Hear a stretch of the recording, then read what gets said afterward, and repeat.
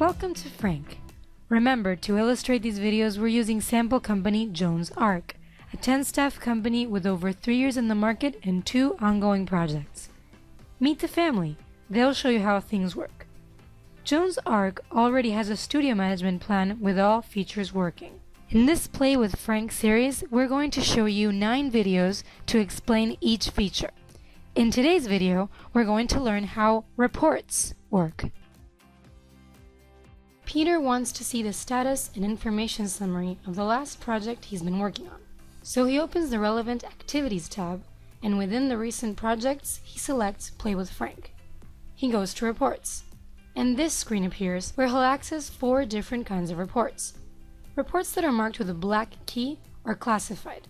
Therefore, only users with the appropriate security keys can access them to read their content. If he wants to see the project financials report, he clicks on it. When he selects the report, it will open in a new tab. This report shows the project's financial results. It also shows invoices, payments, account statement, and expenses. He just has to select the project and choose the sections he'd like the report to show. He can also see 4 very important statistics to manage a project: approved fee, billings, collectibles, and net multiplier. He can later add comments to complete the report. If he wants to see the project time tracking report, he clicks on it. This report allows him to follow up on the time tracked by the project's team. The hours can be grouped by staff tasks, type of tasks, and deliverables. He just has to choose the project and the required dates. It's a useful tool for project managers as they can easily see how their project hours have been spent. This will help them validate overtime, measure their staff's efficiency, progress in their tasks, etc. If he wants to see the project weekly time tracking by staff, he clicks on it. This report allows him to see a weekly summary of the hours invested in a project grouped by staff according to the project and date. Through this report, he can quickly get an idea of his staff's workload. It's also useful to validate overtime hours. If he wants to see the project weekly time tracking by task type, he clicks on it. This report allows him to see a weekly summary of the hours invested in a project grouped by type of tasks. He only has to choose the project and the week he'd like to see. Studio reports.